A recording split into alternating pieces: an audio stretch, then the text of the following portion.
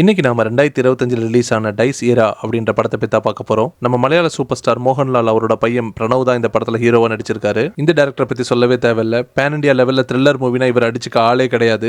இவரோட லாஸ்ட் படம் பிரம்மயுகம் சான்ஸே இல்ல, அட்டகாசமான படம். அந்த படத்தை விட ஒரு படி மேலனே சொல்லலாம். இந்த படம் இவ்வளவு பிரில்லியன்டான டைரக்டர் சில இடங்கள்ல வந்து ஓப்பனா வச்சிருக்காரு. சோ கண்டிப்பா செகண்ட் பார்ட் இருக்குன்னு எதிர்பார்க்கலாம். Welcome to Aadyam cinemas. வாங்க வீடியோக்குள்ள போகலாம். அதுக்கு முன்னாடி ஒரே ஒரு சின்ன வேண்டுகோள், வீடியோ பாக்குறவங்க எல்லாம் ஹைப் பண்ணிட்டு வீடியோவை சப்ஸ்கிரைப் பண்ணி பாத்தீங்கன்னா எங்களுக்கு ரொம்ப உதவியா இருக்கும். ரொம்ப நன்றி. இந்த படத்தோட ஸ்டார்டிங் சீன்ல ஒரு கன்ஸ்ட்ரக்ஷன் சைட்டை காமிக்கிறாங்க. பிரேக் டைம்ல லேபர்ஸ் எல்லாம் டீ குடிக்க வராங்க. கிளாஸ்ல வச்சிருந்த டீ மட்டும் தவறி டேபிள்ல இருந்து கீழே விழுந்து கிளாஸ் உடைஞ்சிருது. அந்த பில்டிங்கோட கான்ட்ராக்டர் பாக்குறாரு. இவரோட பேரு மது. அவருக்கு ஏதோ ஒரு அபசகுணமா தோணுது. அதே சமயம் அவருக்கு ஒரு போன் வருது. உடனே சைட்டை விட்டு கிளம்பி போறாரு. அவர் கிளம்பி ஒரு வீட்டுக்கு போறாரு. அந்த வீடெல்லாம் பயங்கர கூட்டமா இருக்கு. என்னாச்சுன்னு பார்த்தா ஃபயர் சர்வீஸ்ல இருந்து ஆட்கள்லாம் வந்து கிணத்துல இருந்து ஒரு பொண்ணோட பாடியை வெளியில எடுக்கிறாங்க. தண்ணில மூழ்கி இறந்தனால அந்த பொண்ணோட கையெல்லாம் விரைச்சு அப்படியே ஸ்ட்ராங்கா இருக்கு. கையை இறக்குனா கூட இறங்காம அப்படியே நிக்குது. இப்ப அப்படியே அந்த படத்தோட பேரை போட்டு படத்தை ஸ்டார்ட் பண்றாங்க.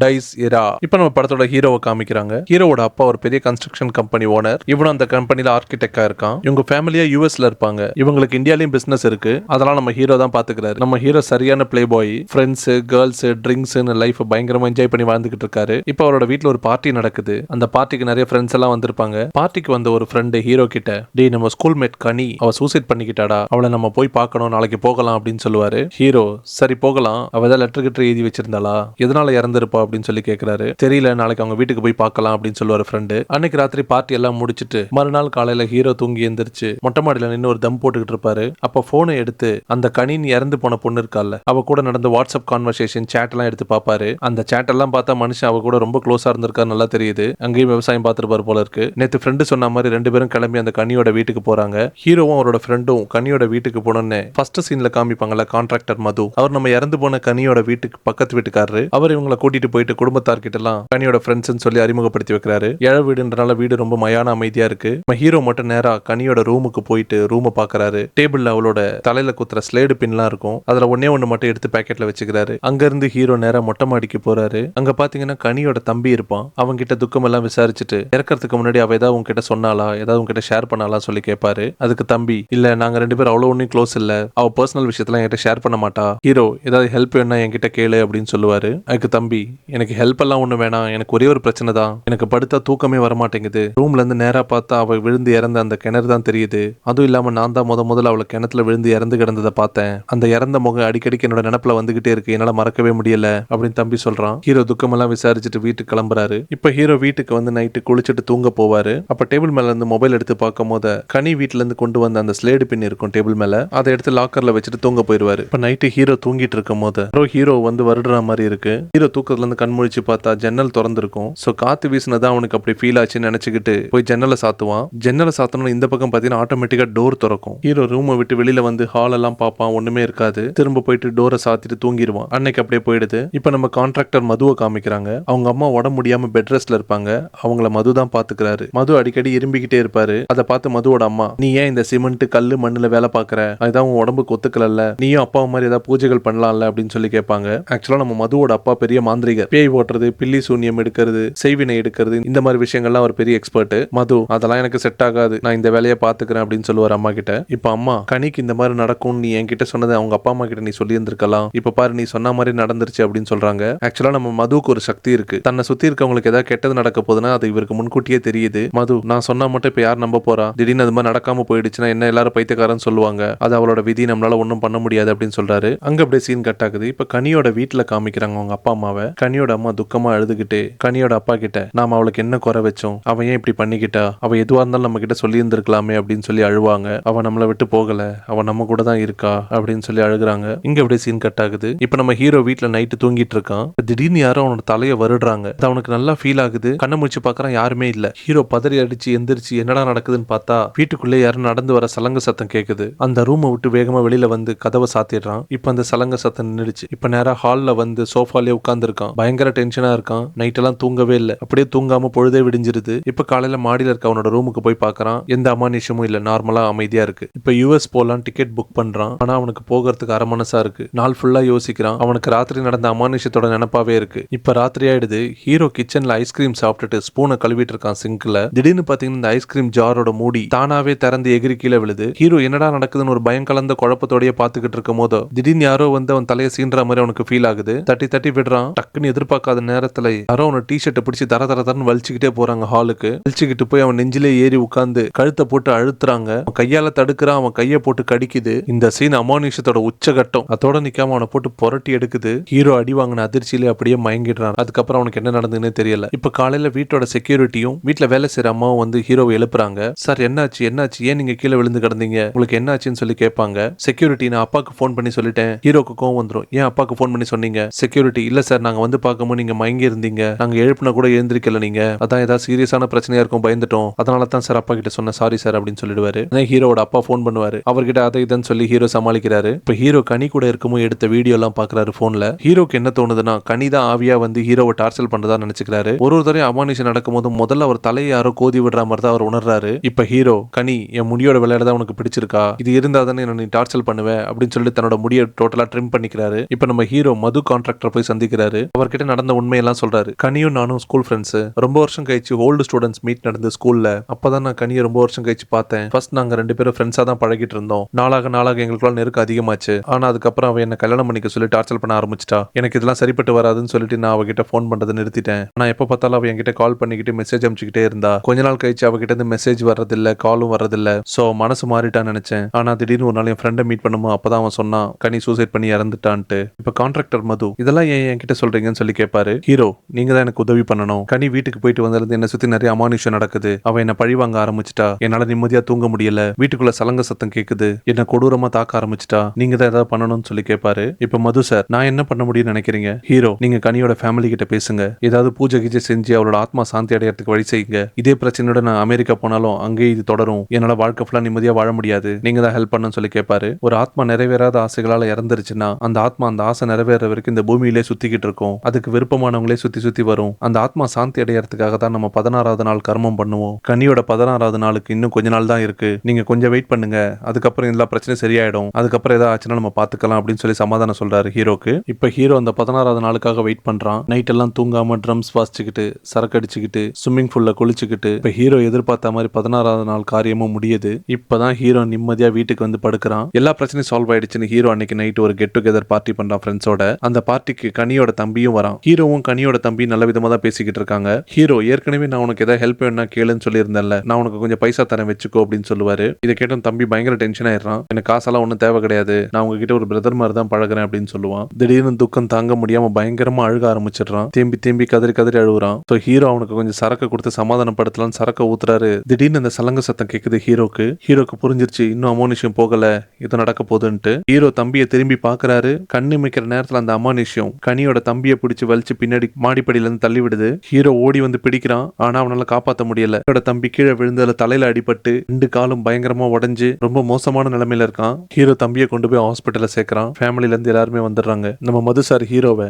நீங்க இங்க இருக்காதீங்க, கிளம்புங்க, போலீஸ் வந்தா உங்களை தான் பிடிப்பாங்க, உங்க அப்பாக்கு தெரிஞ்ச ரொம்ப மனசு கஷ்டமாயிடும், நீங்க இங்க இருந்து கிளம்புங்க, நாங்க பாத்துக்கிறோம் அப்படின்னு சொல்லி அமுச்சு விட்டுருவாரு ஹீரோவை. ஹீரோ ஹாஸ்பிட்டல்ல இருந்து வந்து வீட்டுல உட்காந்துக்கிட்டு இருப்பான். கனியோட ஸ்லேடு பின்ன கையில வச்சு அதையே பாத்துக்கிட்டு இருப்பான். திடீர்னு பார்த்தா வீட்டுல கரண்ட் போயிடும். ஹீரோ போன்ல இந்த டார்ச்சை வச்சு ஒரு ரூமா போய் பாக்குறான். பார்த்தா கிச்சன்ல டேப் திறந்து விட்டு தண்ணி பாட்டுன்னு போயிட்டு இருக்கும். ஹீரோ தண்ணி டேப்பை க்ளோஸ் பண்ண உடனே பக்கத்துல இருந்த பிளேட் எல்லாம் தன்னால கீழே விழுந்து உடையும். ஹீரோ உண்மையிலே பயந்துருவாரு. இப்ப சலங்கு சத்தம் அதிகமா கேட்க ஆரம்பிச்சிடும். ஹீரோ போன் டார்ச்சை வச்சு சுத்தி சுத்தி பார்த்தா அந்த ஆத்மாவோட நிழல் இங்கேயும் அங்கேயும் போறது தெரியும். ஹீரோ ஹால்ல நின்னுட்டு மாடி மேல டார்ச் அடிச்சு பாப்பாரு. இப்பதான் அந்த உண்மையான ஆத்மாவோட உருவாங்க நிக்கும். அது அப்படியே ஹீரோவை கை காமிச்சிட்டு அங்க இருந்து போயிருது. விடிஞ்சோடனே மறுநாள் ஹீரோ நடந்ததெல்லாம் மது சாருக்கு சொல்லியிருப்பான். மது சார் ஹீரோவை பார்க்க வராரு. ஹீரோ மது சார் கிட்ட அந்த ஆத்மா கனி கிடையாது, அது ஒரு ஆளு அப்படின்னு சொல்லுவாரு. இப்ப மது சார் ஹீரோ கிட்ட சில கேள்விகளை கேட்கிறாரு. இந்த வீட்டுல நீங்க மட்டும் தனியா இருக்கீங்களா இல்ல வேற யாராவது கூட வாழ்றாங்களான்னு கேட்பாரு. ஹீரோ நான் மட்டும் தான் இருக்கேன். இந்த வீடை நீங்க வாங்குனீங்களா இல்ல நீங்களே கட்டுனீங்களா அப்படின்னு சொல்லி கேட்பாரு. என்னோட அப்பா தான் இதை கட்டினாருன்னு ஹீரோ சொல்லுவாரு. சமீப காலத்துல உங்க குடும்பத்துல வேற யாராவது இறந்தாங்களா சொல்லி மது சார் கேட்பாரு. ஹீரோ யாரும் கிடையாது அப்படின்னு சொல்லுவாரு. ரீசெண்டா நீங்க ஏதாவது சாவு வீட்டுக்கோ இல்ல மார்ச்சரிக்கோ சுடுகாட்டுக்கோ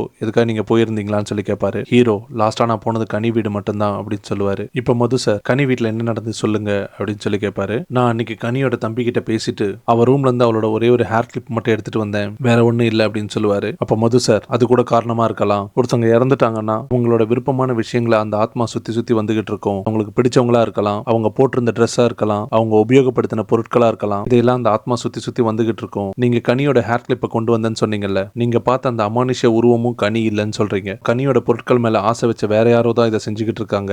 அந்த ஆத்மா யாருன்னு நம்ம கண்டுபிடிக்கணும். அந்த ஆத்மா சாந்தி அடைஞ்சாதான் இந்த பிரச்சனை சால்வ் ஆகும் அப்படின்னு சொல்றாரு மது சார். நீங்க சொல்றது உண்மைன்னா அந்த ஆள் யாரா இருக்கும், அவன் ஏன் என்ன டார்ச்சர் பண்ணணும், இதுக்கெல்லாம் என்னதான் தீர்வுன்னு சொல்லி கேட்கிறாரு ஹீரோ. மது சார், இதுக்கெல்லாம் தீர்வு கிடைக்கணும், நம்ம கனியோட வீட்டுக்கு தான் போகணும் அப்படின்னு சொல்லிட்டு மது சாரும் ஹீரோவும் கனியோட வீட்டுக்கு போறாங்க.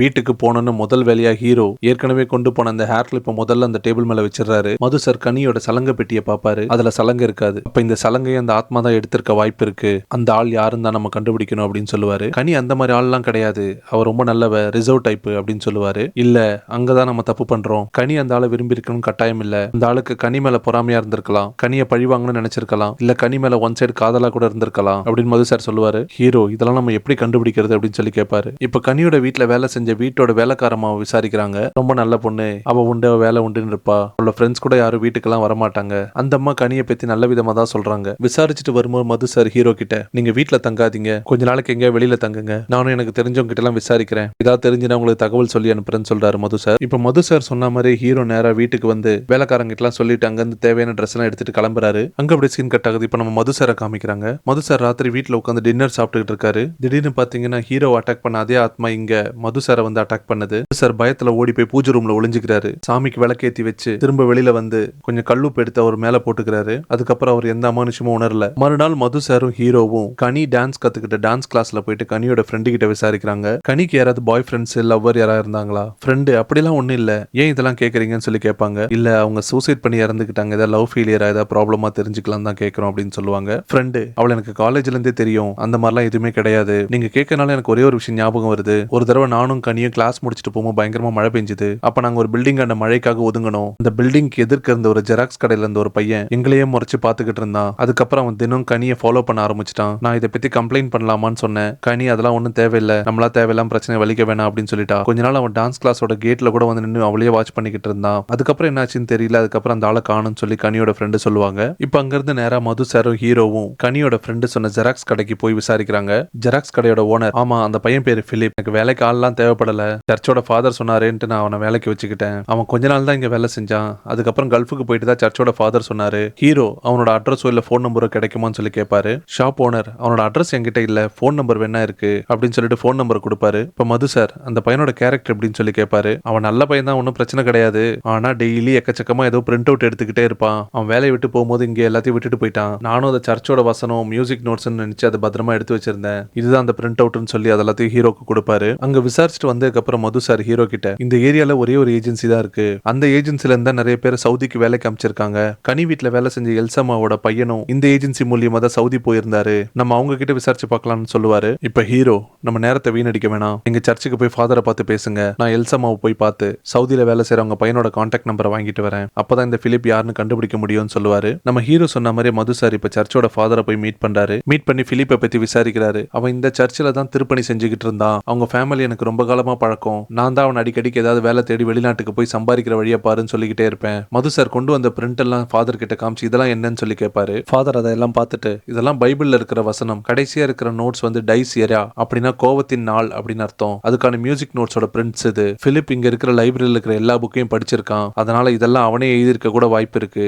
மது சார் ஃபாதர் கிட்ட பிலிப்போட போட்டோ ஏதாவது கிடைக்குமான்னு சொல்லி கேட்கிறாரு. ஃபாதர், நாங்க சர்ச்சில் எடுத்த ஒரு குரூப் போட்டோ இருக்கு, இந்த குரூப் போட்டோ மது சார் காமிச்சு இதுல மூணாவதா இருக்கிறதா பிலிப் அப்படின்னு சொல்றாரு. அதை பார்த்த உடனே நம்ம மது சாருக்கு பயங்கரமான ஷாக். ஏன்னா எல்சம்மாவோட பையன் மனுவை நம்ம மது சாருக்கு தெரியும், ஆனா நம்ம ஃபாதர் பிலிப்னு சொல்லி காமிச்சது மனுவோட போட்டோவை. இது ஒரு பக்கம் நடந்துட்டு இருக்க நம்ம எல்சம்மா வீட்டுக்கு ஹீரோ போய் மனுவை துபாய் காமிச்ச ஏஜென்ட்டோட டீடைல்ஸ் கிடைக்குமான்னு சொல்லி கேட்டு பாக்குறாரு. அப்ப எல்சம்மா, இருங்க பாக்குறேன் அப்படின்னு சொல்லிட்டு உள்ள போறாங்க. ஹீரோ வாசல் நின்னுட்டு வீட்டை பாக்குறாரு. அங்க ஷெல்ஃப்ல நிறைய ட்ராஃபி எல்லாம் அடுக்கி வச்சிருக்கும். அந்த ட்ராஃபில பிலிப் செபாஸ்டியன் போட்டிருக்கும். ஹீரோக்கும் பயங்கரமான ஷாக். இப்ப மது சாருக்கும் ஹீரோக்கும் ரெண்டு பேருக்குமே புரிஞ்சிருச்சு, பிலிப்பும் மனுவும் ஒரே ஆள் தான், இந்த எல்சம்மாவோட பையன் தான், அவனோட ஆத்மா தான் ஹீரோவை தொல்லை பண்ணிக்கிட்டு இருக்குன்ட்டு. ஹீரோ எல்சம்மா கிட்ட தன்னோட பேர் தான் பிலிப்பா அப்படின்னு சொல்லி கேட்பாரு. பிலிப்ன்றது அவனுக்கு சர்ச்சில் வச்ச பேருன்னு சொல்லுவாங்க. இப்ப ஹீரோக்கு இன்னும் சந்தேகம் அதிகமாகுது. அட்ரஸ் தேடிக்கிட்டே இருக்கும் போது ஹீரோ ஒரு ரூமா போய் செக் பண்றாரு. ஒரு ரூமோட கதவு வந்து தாழ்பால் போட்டிருக்கும். அந்த தாப்பால உள்ள போய் திறந்து பார்த்தா ஹீரோக்கு பயங்கரமான அதிர்ச்சி. கட்டில்ல இறந்து போன ஒரு பாடி கிடக்கும். அது வேற யாரும் இல்ல, எல்சம்மாவோட பையன் பிலிப் என்ற மனு தான். ஒரு தடவையும் அந்த ஆத்மா வரும்போது ஹீரோக்கு சலங்க சத்தம் கேட்கும்ல. இப்ப அந்த பாடியோட கால்ல சலங்க இருக்கான்னு பாப்பாரு ஹீரோ. அவர் எதிர்பார்த்த மாதிரி அந்த டெட் பாடியோட கால்ல சலங்க இருக்கும். டேபிள்ல பார்த்தா கனியோட ஒரு பாஸ்போர்ட் சைஸ் போட்டோ இருக்கும். ஹீரோக்கு பயங்கரமான அதிர்ச்சி. ஹீரோ என்ன பண்றதுன்னு தெரியாம உறைஞ்சு போய் நின்று இருக்கான். திடீர்னு பார்த்தா ஹீரோ எதிர்பார்க்காத நேரத்துல எல்சம்மா ஒரு கட்டை எடுத்துட்டு வந்து ஹீரோட பின்மண்டையில அடிச்சிருவாங்க.